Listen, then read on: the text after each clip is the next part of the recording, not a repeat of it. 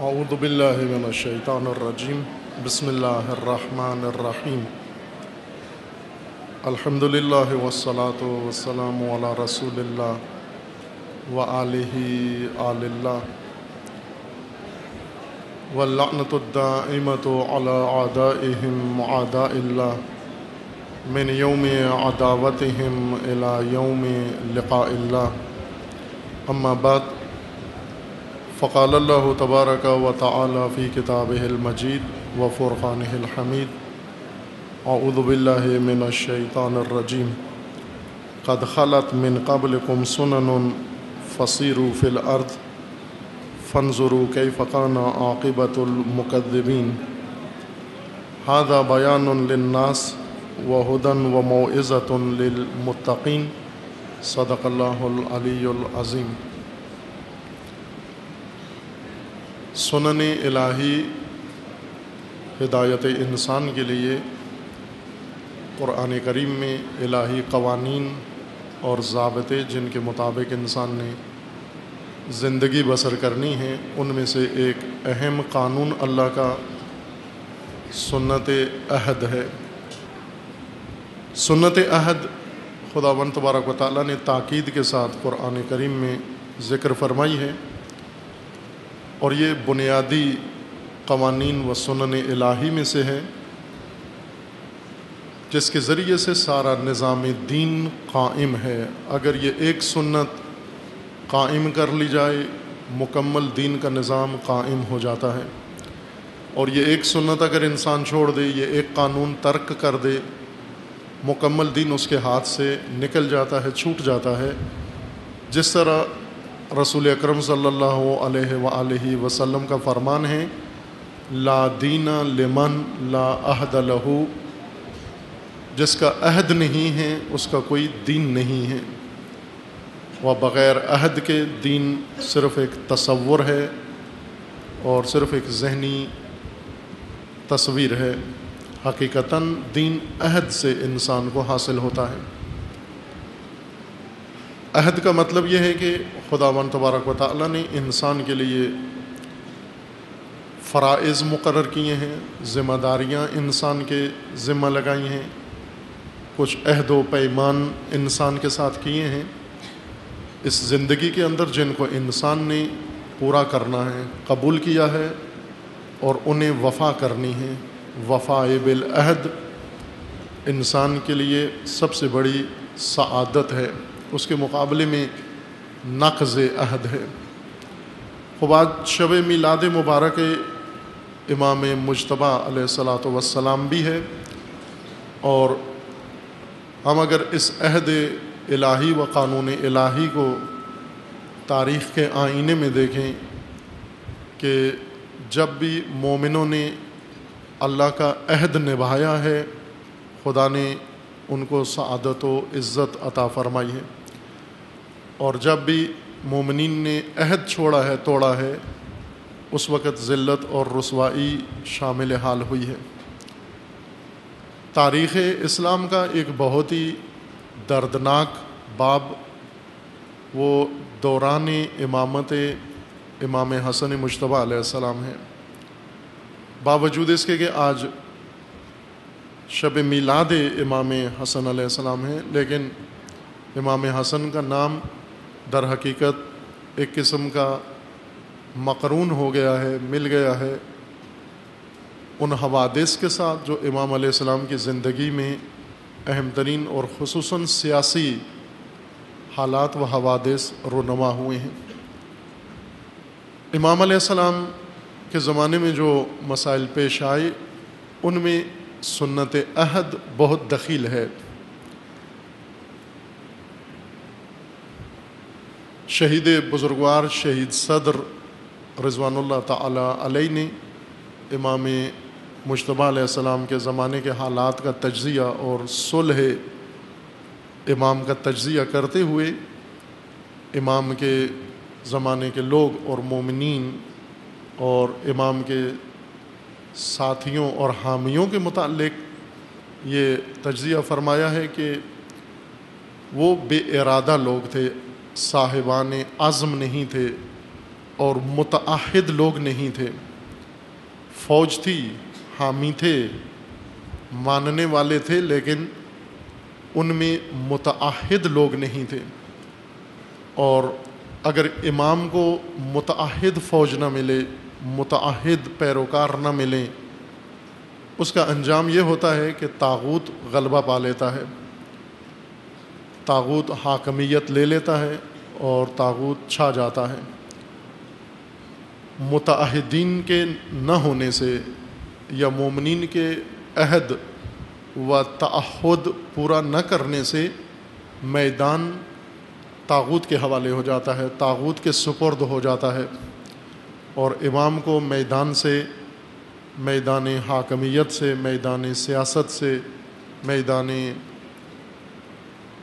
حکمرانی و حکم فرمائی سے باہر کر دیا جاتا ہے. یہ تلخ ترین باب ہے. امام علیہ السلام کے ساتھ جو لشکر تھی، فوج، وہ وراثت میں امیر المومنین سے وہ فوج ملی تھی امام حسن علیہ السلام کو. اور امام علی کی فوج کے بارے میں علی علیہ السلام نے نہج البلاغہ کے متعدد خطبات میں ان کی حقیقت اور ان کی صورتحال بیان فرمائی ہے. وہ کن آفات کا شکار تھے، اور سب سے بڑی آفت ان کے اندر یہ تھی کہ وہ وفا نہیں کی، انہوں نے عہد کی. علی علیہ السلام نے فرمایا کہ 3 طبقات امیر المومنین کے مقابلے میں آئے اور چوتھا طبقہ امیر المومنین کے ہمراہ تھا. 3 طبقے امیر المومنین کے، 3 حزبیں، 3 جماعتیں علی کے مقابلے میں 3 پارٹیاں تھیں. حزب مارکین، حزب قاسطین اور حزب ناقصین، سے کے ساتھ. ناقصین، نقص، توڑنے والے، بیعت توڑنے والے. نقض بھی توڑنے کو کہتے ہیں اور نقص بھی توڑنے کو کہتے ہیں.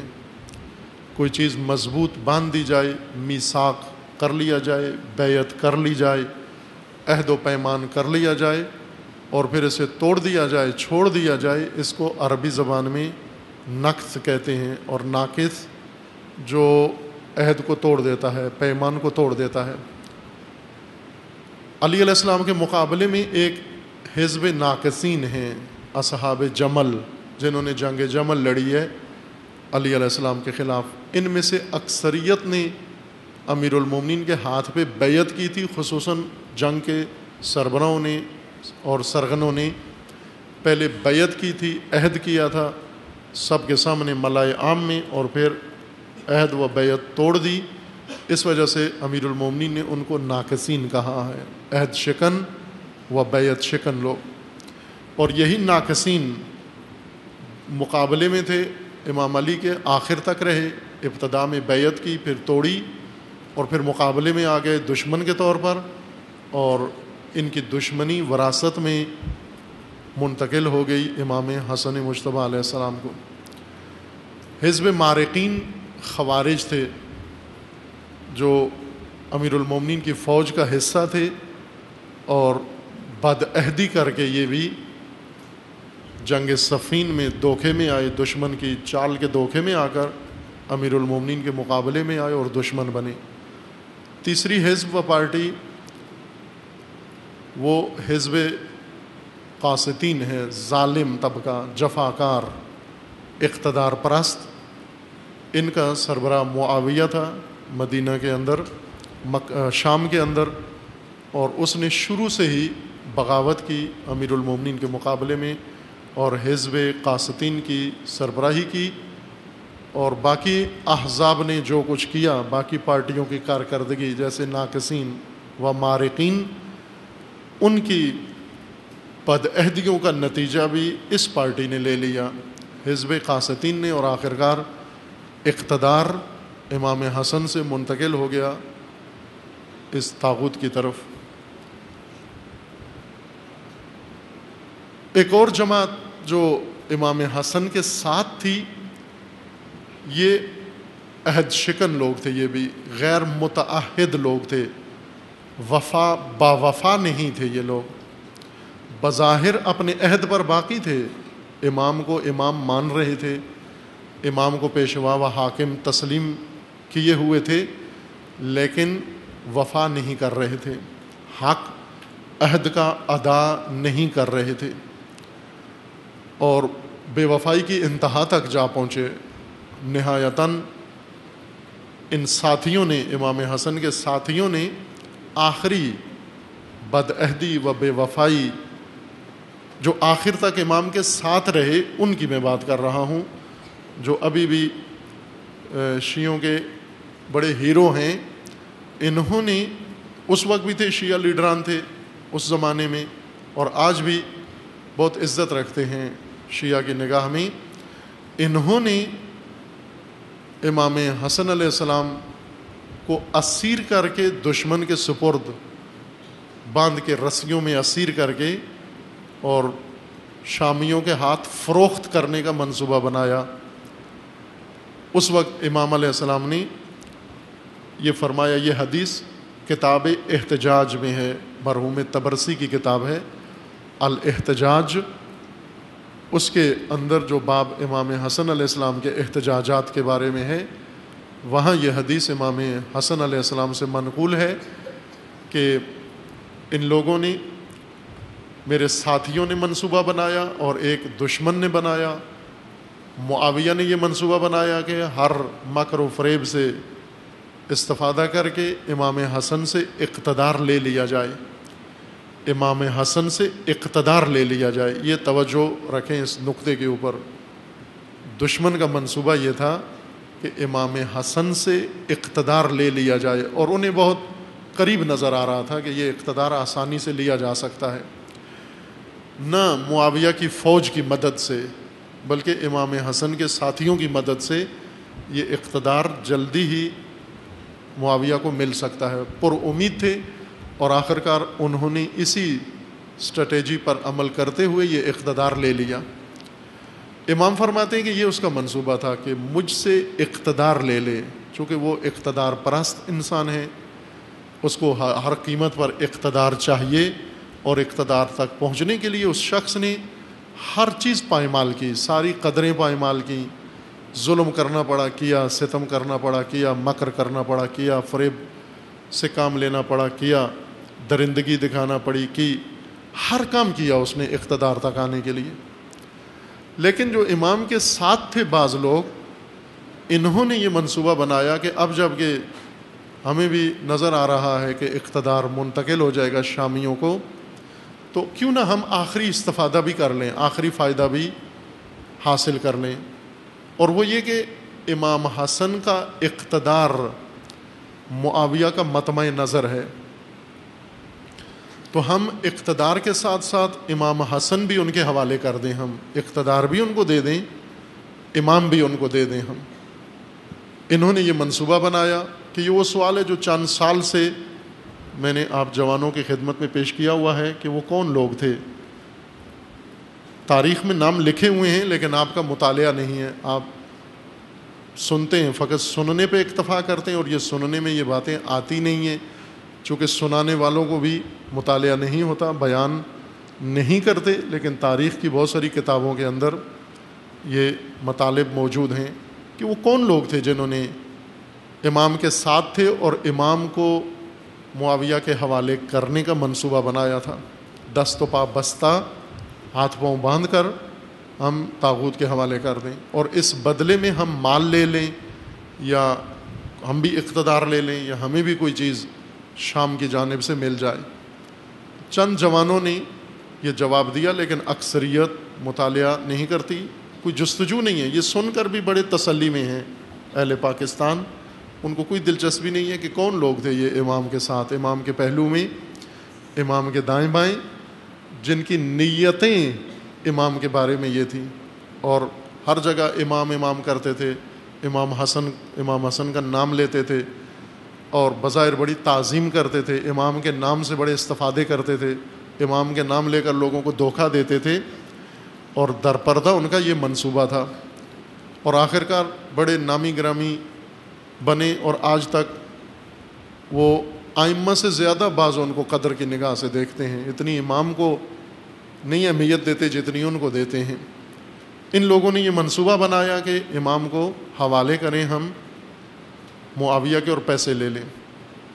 امام فرماتے ہیں جب میں نے یہ دو منصوبے دیکھے تو مجھے دشمن کا منصوبہ بہتر لگا، چونکہ دشمن فقط اقتدار کا خواہاں تھا، امام حسن کا خواہاں نہیں تھا، لیکن ساتھیوں کا منصوبہ یہ تھا کہ اقتدار بھی ادھر چلا جائے اور امام بھی ادھر چلے جائیں اور ہمیں دونوں کے بدلے معاوضہ مل جائے، اقتدار کا بھی معاوضہ ملے اور امام کو ان کے حوالے کرنے کا بھی معاوضہ ملے۔ یہ لوگ تھے امام کی فوج کے اندر، نہ صرف متعہد نہیں تھے بلکہ مکار، دشمن سے بدتر، منافق، در پردہ کچھ اور تھے، ظاہر انہوں نے اپنا کچھ اور بنایا ہوا تھا، ظاہر لبادہ اور اڑا ہوا تھا۔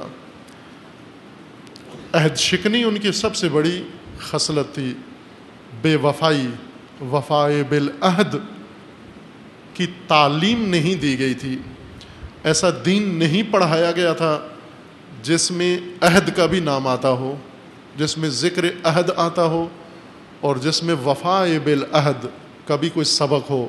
ایسا دین کسی نے نہیں پڑھایا تھا، جیسا آج ایسا دین کوئی بھی نہیں پڑھاتا جس میں عہد کی بات آ جائے، تعہد کی بات آ جائے اور وفائے بالعہد کی بات آئے۔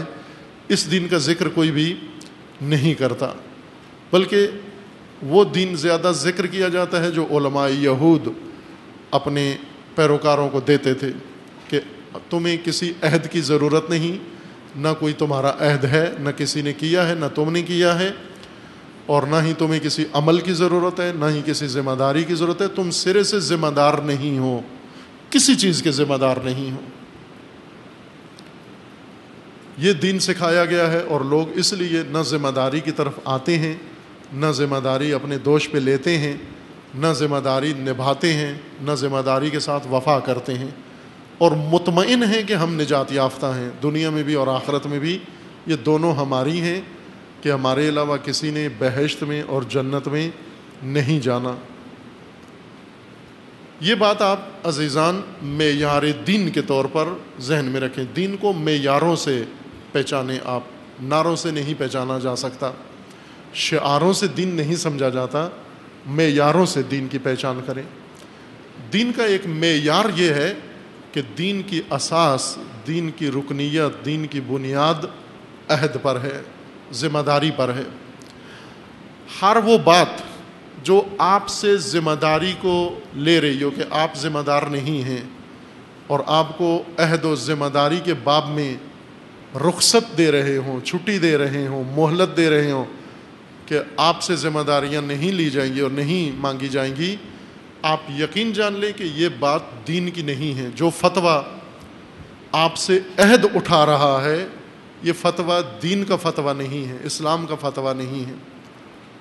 اور جو شخص آپ کو دین کی بات کرتا ہے، آیت سناتا ہے، روایت سناتا ہے، حدیث سناتا ہے، قصہ سناتا ہے، کہانی سناتا ہے، خواب سناتا ہے، افسانہ سناتا ہے، اور اس کا نتیجہ یہ نکلتا ہے کہ آپ ذمہ دار نہیں ہو، یہ دین کی بات نہیں کر رہا بلکہ بے دینی کی بات کر رہا ہے، ہمیں دین سے باہر جانے کے لیے کہہ رہا ہے۔ امام خمینی رضوان اللہ تعالی علیہ جب عراق میں نجف میں جلا وطن تھے اور وہاں اپنی دینی، فقہی اور فقیہی ذمہ داریاں، رہبرانہ ذمہ داریاں ادا کر رہے تھے، عراق میں رہ کر انقلاب کو ایران میں قیادت کر رہے تھے، رہبری کر رہے تھے۔ ایرانی حکومت نے عراقی حکومت پر دباؤ ڈالا کہ ہم نے جس شخص کو جلا وطن کیا، ایران سے نجف بھیجا تاکہ وہ کچھ فعالیت نہ کرے، وہ نجف میں جا کر انقلابی تحریک چلا رہے ہیں ایرانی حکومت کے خلاف، شاہ کے خلاف، اور آپ ان کو روکتے نہیں ہیں۔ ظاہر ہے حکومتوں کے آپس میں معاہدے ہوتے ہیں، سفارتی عہد و پیمان ہوتا ہے۔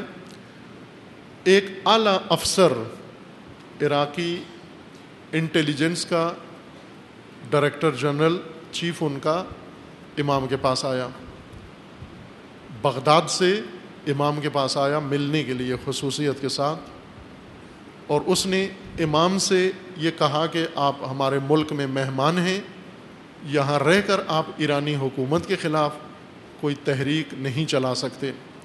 آپ کو عراقی قوانین کی پابندی کرنی ہوگی اور آپ کو یہاں خاموشی سے بیٹھنا ہوگا.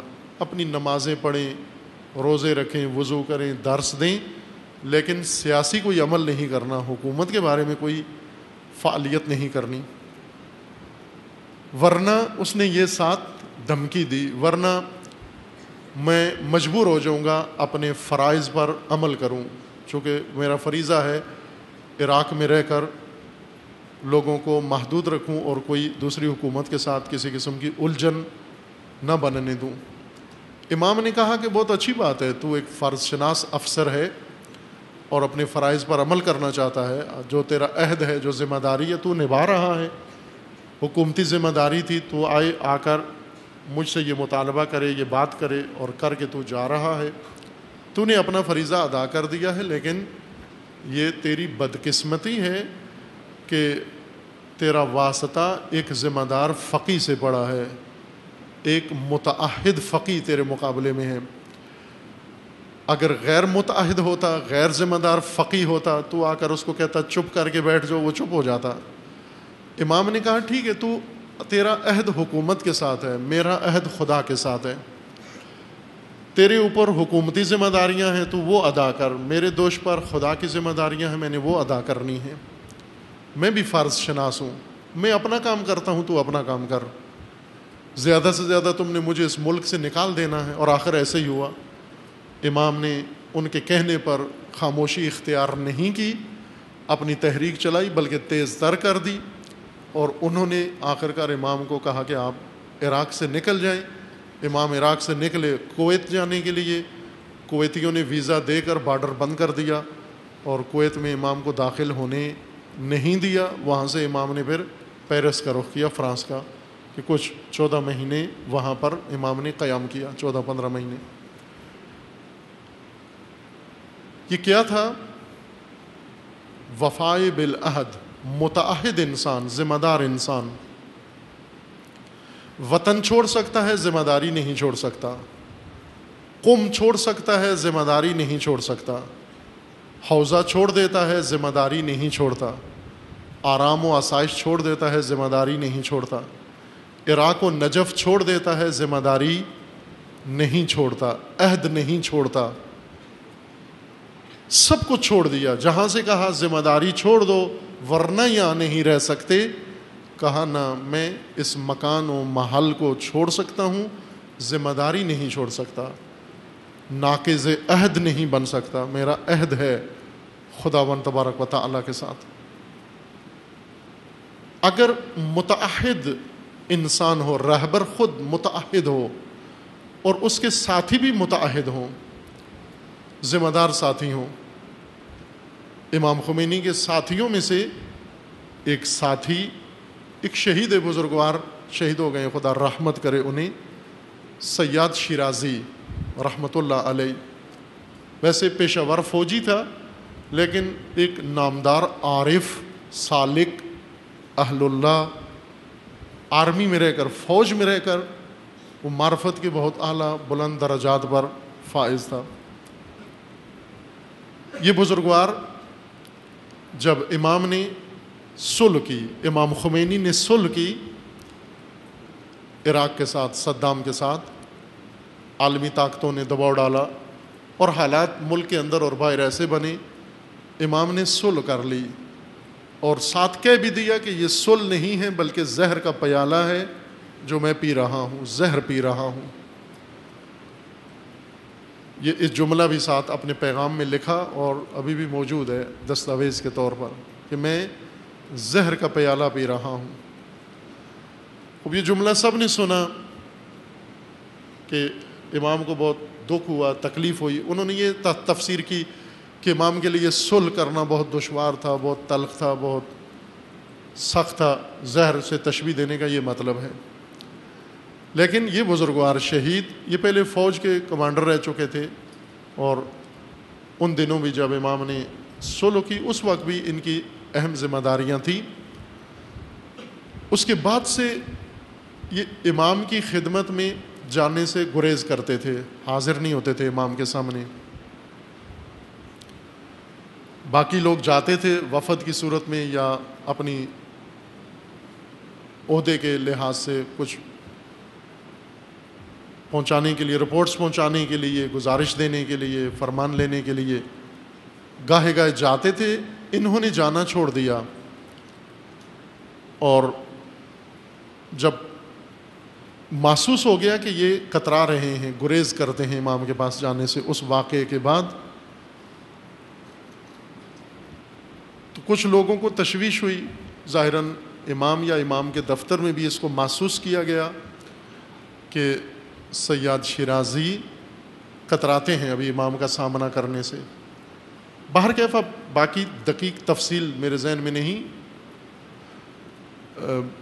کیسے ان سے پوچھا گیا. باہر کیف جب استفسار ہوا، ظاہراً انہوں نے خط لکھ کے میرے خیال میں اپنے عمل کی توجیہ کی اور یہ کہا کہ میں کس منہ سے اپنے رہبر کے سامنے جاؤں کہ میری موجودگی میں میرے رہبر کو زہر کا پیالہ پینا پڑا.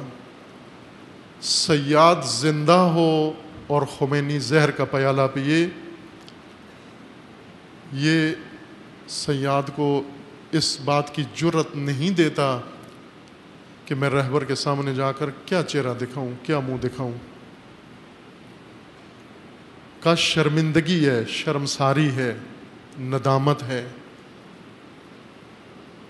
اس حیات کا کیا فائدہ کہ میں موجود ہوں، زندہ ہوں اور میرا رہبر زہر کا پیالہ پیے.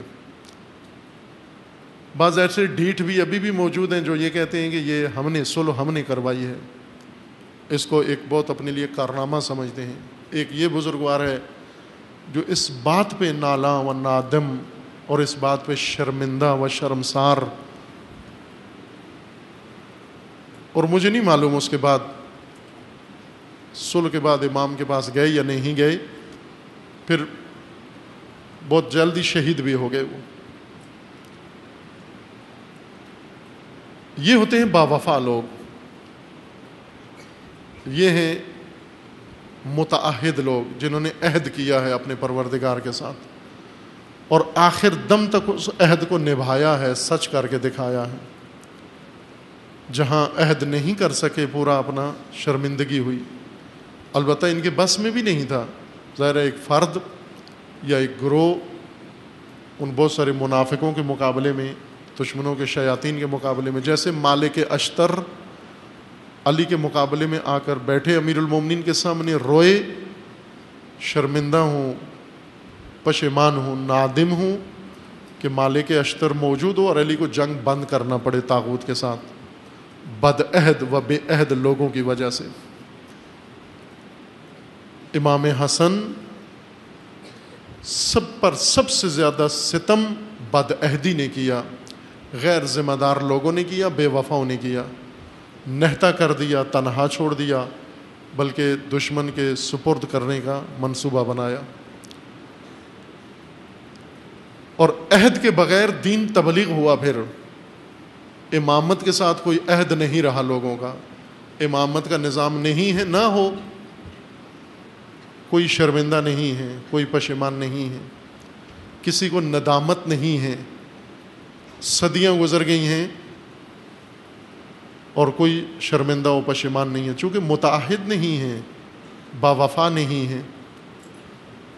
یہ دین، وفا کا دین الگ دین ہے، عہد کا دین الگ دین ہے، حاجتوں کا دین الگ ہے، رسموں کا دین الگ ہے، حوروں کا دین الگ ہے، تعہد و وفا کا دین الگ ہے. دین کی اساس و بنیاد عہد پر ہے. رسول اللہ کو متعہد انسان ملے، دست و بازو بنے. رسول اللہ نے جاہلیت کو توڑ کر نظام الہی قائم کر دیا، اور جب لوگوں نے بد عہدی کی، بنا ہوا نظام الہی خراب کر دیا. بنا ہوا نظام الہی امام کی طرف نہیں آیا، امام کے سپرد نہیں کیا گیا، بد عہدی کر کے اور غیر ذمہ دارانہ حرکتوں کے ذریعے سے. عہد کے متعلق سورہ مبارکہ آل عمران میں چند آیات ہیں.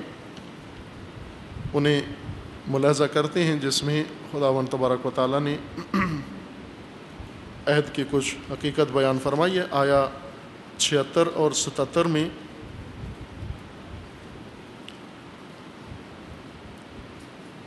آیا 75، 76 اور 77 میں عہد کے بارے میں اللہ تعالیٰ کا فرمان ہے، وَمِنْ أَهْلِ الْكِتَابِ مَنْ إِنْ تَأْمَنْهُ بِقِنْطَارٍ يُؤَدِّهِ إِلَيْكَ وَمِنْهُمْ مَنْ إِنْ تَأْمَنْهُ بِدِينَارٍ لَا يُؤَدِّهِ إِلَيْكَ۔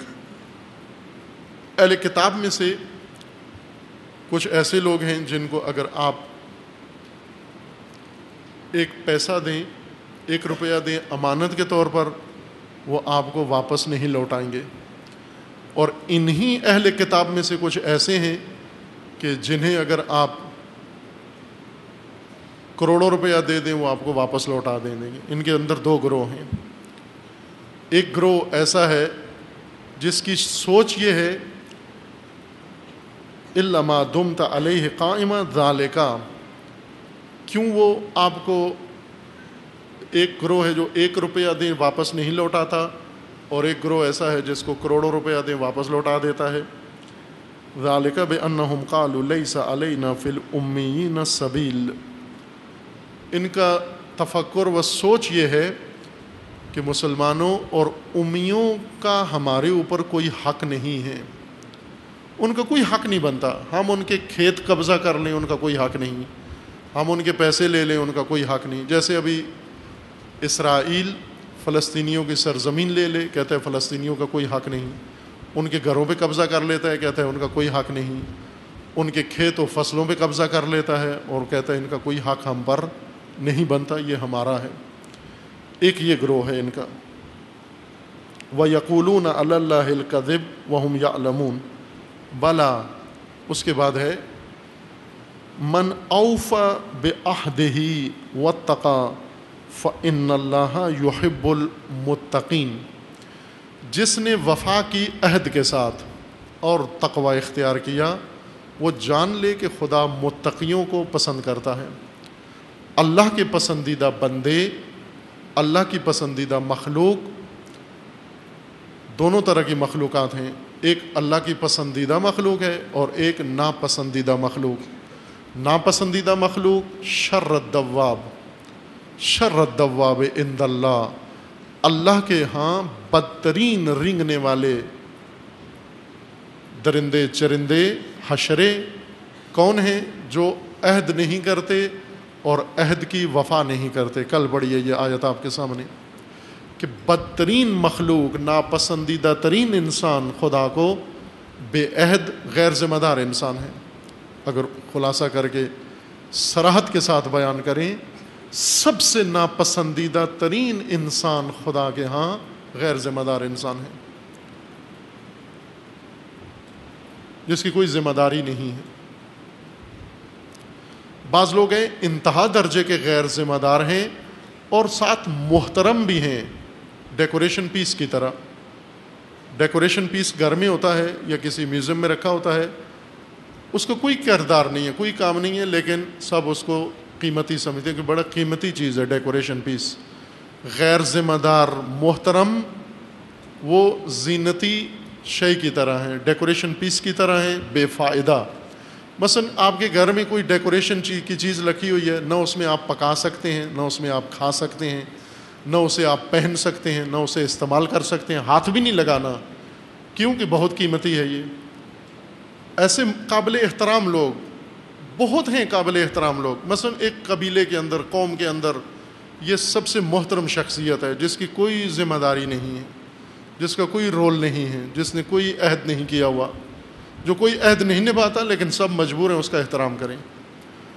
ایسی شخصیات، علمی شخصیات جن کا کوئی کردار نہیں ہے، کوئی عہد نہیں ہے، کوئی ذمہ داری نہیں ہے، لیکن سب مجبور ہیں ان کا احترام کریں۔ شہید مطہری فرماتے ہیں کہ امت اسلامیہ ظالموں اور ڈاکیوں میں اتنی گرفتار نہیں ہے جتنی بد عہد اور غیر ذمہ دار زینتی شخصیات میں گرفتار ہے۔ انہوں نے امت کا راستہ روکا ہوا ہے، خود بھی نہیں کرتے، اور جو ان کی عقیدت میں گرفتار ہیں انہیں بھی کچھ نہیں کرنے دیتے، نہ ان سے کچھ کرواتے ہیں نہ انہیں کہتے ہیں کچھ کرو، روکتے ہیں بلکہ ان کو. ایسے غیر ذمہ دار انسان. امام خمینی ایک واقعہ ایسے غیر ذمہ دار زینتی شخصیت کا بیان کرتے ہیں کہ وہ بہت بڑی شخصیت تھی، بڑے اعلیٰ درجے پر فائز تھے اور لوگ ان کی تقلید کرتے تھے. ان کو جب بتایا گیا کہ انقلاب ہو رہا ہے اور لوگ شاہ کے خلاف تحریک چلا رہے ہیں اور شہادتیں دے رہے ہیں، تو انہوں نے بہت ہی گھٹیا جملہ استعمال کیا. اس شخصیت نے ان شہداء کے بارے میں کہا یہ لوفر لفنگے اوباش آوارہ جوان ہیں، لونڈے لپاٹیے، یہ ان کو نہ کہو کہ یہ انقلابی ہیں، ایسے بے روزگار ہیں، ان کو کھانا دیتے ہیں، وہ کھانے کی وجہ سے آ جاتے ہیں. انہیں بتایا گیا کہ نہ ایسے، اس میں علماء دین بھی ہیں، اس میں یونیورسٹی اسٹوڈنٹس بھی ہیں، اس میں یونیورسٹی ٹیچر بھی ہیں، لیکچرر بھی ہیں، یہ تحریک چلا رہے ہیں اور شہادتیں بھی دے رہے ہیں، اسیر بھی ہو رہے ہیں.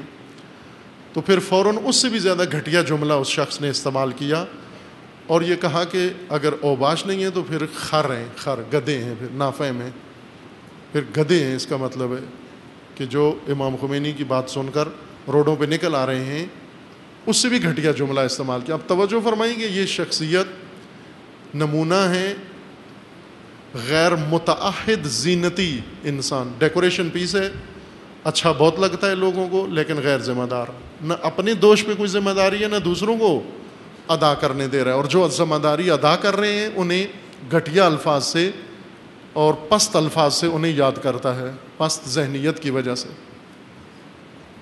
قرآن کریم نے بار بار ہر ماجرا ذکر کر کے یہ فرمایا ہے کہ خدا پسند کرتا ہے باعہد لوگوں کو، ذمہ دار لوگوں کو، متعہد انسانوں کو.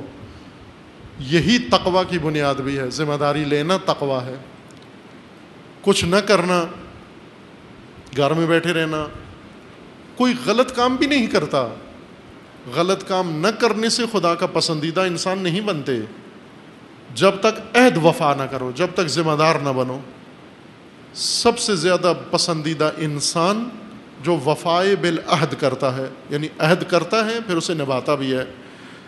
بلا من اوفا بعہدہ، جو وفا کرتا ہے، ذمہ داری ادا کرتا ہے پوری مکمل، واتقا، اور تقوی کے ساتھ، فإن اللہ یحب المتقین، یہ متقی ہے اور خدا متقیوں کو پسند کرتا ہے. یہ لوگ خدا کے پسندیدہ ہیں. اور اتفاقاً ایسے لوگ، ذمہ دار لوگ، متعہد لوگ، مخلوق کے ناپسندیدہ ہو جاتے ہیں. لوگ ان کو پسند نہیں کرتے، وہ لوگ ان کو کہتے ہیں وقت ضائع کرتے ہیں، پاگل ہیں یہ ان کو اور کوئی نہیں سوچتا، یہ ہمیشہ راہ خدا میں ذمہ داریاں اللہ کی زیادہ نبھاتے ہیں. لوگ ان کو اتنا پسند نہیں کرتے.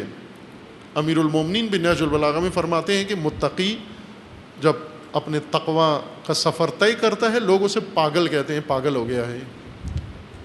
اور تقوی جب فاسق فاجر لوگ آپ کو کہیں پاگل ہو گیا ہے تو سمجھو درست راہ پر جا رہے ہو.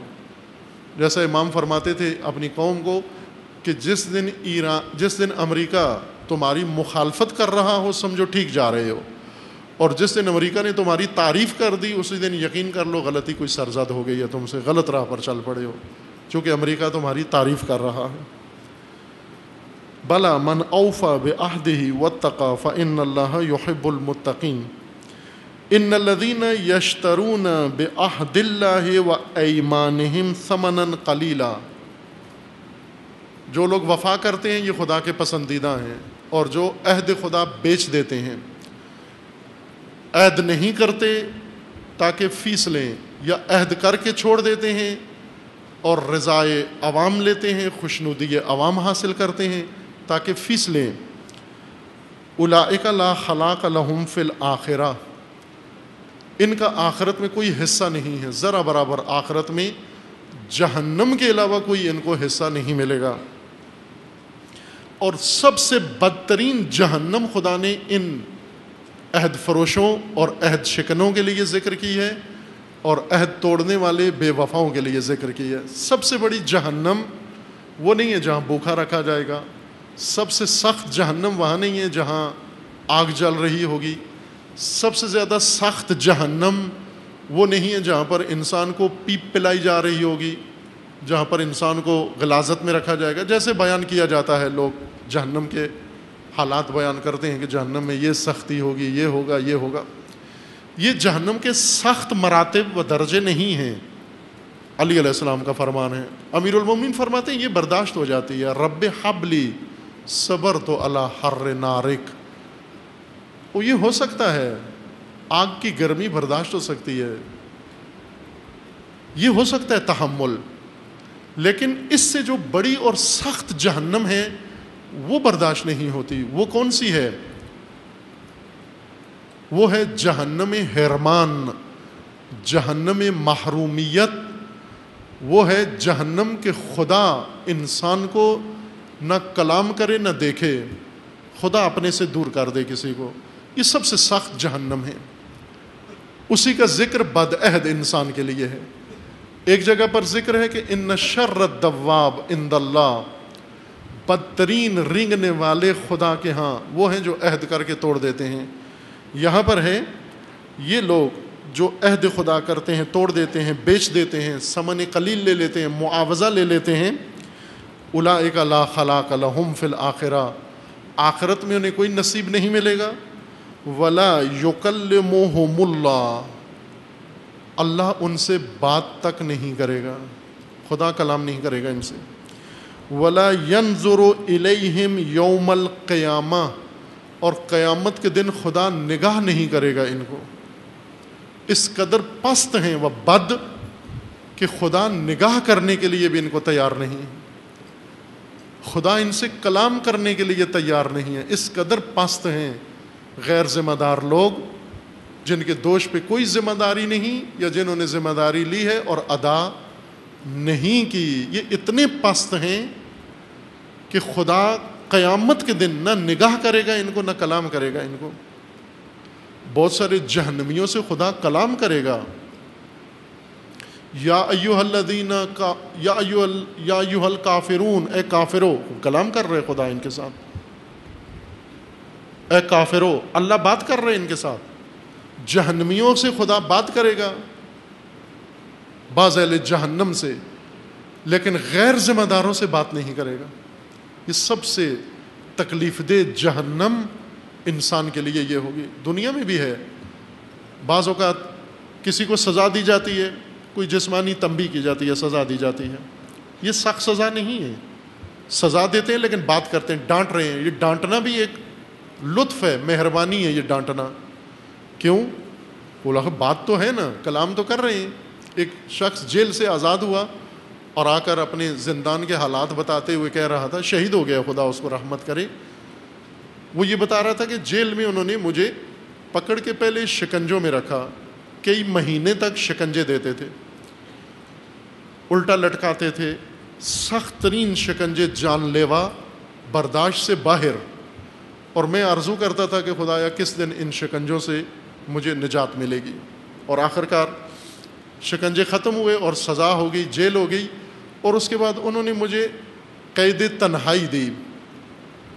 ایک تنگ سی تاریک سی کوٹھڑی تھی، اس میں کوئی شکنجہ نہیں تھا، کچھ بھی نہیں تھا، دن رات اس تاریک کوٹھڑی میں بیٹھا رہتا تھا، مجھے پتہ نہیں ہوتا تھا دن کب چڑھتا ہے، رات کب ہوتی ہے، وقت کیا ہوا ہے، کیا نہیں ہوا، کچھ پتہ نہیں تھا۔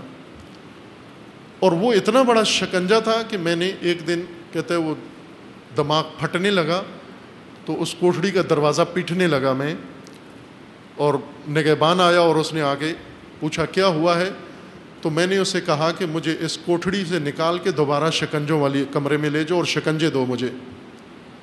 تو اس نے کہا تو پاگل ہو گیا ہے، شکنجے؟ اس نے کہا ہاں وہ بہتر ہے، چونکہ ایک بندہ تو ہے وہاں، بات تو کرتا ہے، مجھے گالی تو دیتا ہے، مار تو رہا ہے مجھے، کوئی ہے جو میرے سامنے ہے، یہاں تو میں مر رہا ہوں اس تنہائی میں، بات کوئی نہیں کر رہا میرے ساتھ۔ اس نے کہا میں جتنا اس تنہائی میں بیزار ہوا اتنا شکنجوں میں نہیں ہوا، شکنجے بہت رحمت نظر آنا شروع ہوئے۔ عزیز من، ہوتا ہے یہ کام۔ بعض لوگ ایسے ہیں جنہیں گھر میں، مدرسے میں تنبیہ ہو جاتی ہے، اسکول میں تنبیہ ہوتی ہے، خوب یہ خوش ہوں کہ ہم سے کم بات تو کی گئی ہے، ڈانٹا تو گیا ہے ہمیں، ہم سے مدیر نے، ہم سے مسئول نے، استاد نے، ماں نے، باپ نے کلام تو کیا ہے، اگرچہ وہ ڈانٹ ہے، وہ تنبیہ ہے، لیکن بات تو کی ہے۔ سب سے زیادہ نفرت کا اظہار یہ ہے کہ اسے بات تک نہ کریں، وہ چھوڑ دیتے ہیں بعض۔ ایک خاتون اپنا واقعہ ذکر کر رہی تھی کہ میری ماں مجھ سے بولتی نہیں ہے، میں اسے سلام کرتی ہوں جواب نہیں دیتی، گفٹ بھیجتی ہوں واپس کر دیتی ہے، عید کے اوپر میں کمرے میں ہوتی ہوں وہ اٹھ کے باہر چلی جاتی ہے، میں جس گھر میں جو ہوں وہاں سے وہ رخ موڑ لیتی، منہ موڑ لیتی ہے، اور یہ میرے لیے عذاب ہے۔ میں چاہتی ہوں وہ مجھے سب کے سامنے ڈانٹے، مجھے برا بھلا کہے، مجھے مارے، لیکن وہ نہیں کرتی یہ کام، صرف بولتی نہیں ہے مجھ سے، کوئی چیز میری قبول نہیں کرتی۔ مجھے نہیں معلوم تھا، میں نے ویسے بات سن کر ہی، مزید کوریدا نہیں اس کو، لیکن یہ اسے کہا کہ مجھے یہ لگتا ہے کہ تو نے ماں کا دل توڑا ہے، دل شکستہ ماں یہ کام کرتی ہے، ورنہ ناراض ماں یہ کام نہیں کرتی۔ سادہ کسی آپ کے رویے پہ ناراض ہو گئی ہو، کسی آپ کے عمل پہ ناراض ہو گئی ہو، وہ تھوڑی دیر ناراض ہوتی ہے پھر راضی ہو جاتی ہے، چونکہ ماں نام ہی رحم اور رحم دلی کا ہے۔ مائیں ابد کے لیے ناراض نہیں ہوتی، نہ ہو سکتی ہیں، لیکن یہ ماں جو اولاد کی شکل تک نہیں دیکھنا چاہتی، اس کا مطلب ہے بہت تکلیف دی ہے آپ نے اس کو، بہت تکلیف دی ہے آپ نے۔ میں نے کہا مجھے نہیں، میں پوچھنا بھی نہیں چاہتا، لیکن آپ غور کرو کیا کیا، کیوں دل توڑا ہے اس ماں کا، تلافی کرو جا کر، پھر آپ کو دیکھنا شروع کر دے گی۔ سب سے بڑے جہنم اللہ نے غیر ذمہ دار کے لیے رکھی ہے، اس کو خدا نے دیکھنا بھی نہیں ہے، اس سے بات تک نہیں کرنی ہے۔ ولا یکلمہم اللہ ولا ینظر الیہم یوم القیامہ ولا یزکیہم، ان کی تطہیر نہیں ہونی، چونکہ جہنم کے بارے میں ہے کہ کچھ کو جہنم میں تطہیر ہو جائے گی، کچھ عرصہ جہنم میں رہیں گے، طلقاء النار، ان کے ماتھے پہ موریں لگا دی جائیں گی، جہنم کے آزاد شدہ قیدی، پیشانی پہ مور لگی ہوگی، اور انہیں جنت میں لے آئیں گے، لیکن سب کو پتہ ہوگا جہنم سے آئے ہیں، جیل سے نکل کے آئے ہیں، ان کا موریں لگی ہوں گی، طلقاء النار، آگ سے بچے ہوئے، آگ سے نکالے ہوئے۔ خوب یہ بھی ایک تزکیہ ہو گیا، جہنم میں کچھ عرصہ رہنے کے بعد تزکیہ ہو گیا۔ کچھ ایسے ہیں جو ہم فیہا خالدون، لیکن یہ ہم فیہا خالدون بھی، انہیں بھی کچھ نہ کچھ لطف الہی ملتا رہے گا، جس طرح قرآن میں سورہ رحمان میں ہے فَهَذِهِ جَهَنَّمُ الَّتِي كُنْتُمْ بِهَا تُكَذِّبُونَ فَبِأَيِّ آلَاءِ رَبِّكُمَا تُكَذِّبُونَ۔ خوب یہ وہ جہنم ہے جس کا تم انکار کر رہے تھے، اب بتاؤ اللہ کی کس کس نعمت کا انکار کرو گے۔ جہنم کا ذکر کر کے کہا یہ وہی جہنم ہے جو ہم کہتے تھے تم نہیں مانتے تھے، وہ اب اسی میں ہو، اب بتاؤ کس کس نعمت کا انکار کرو گے۔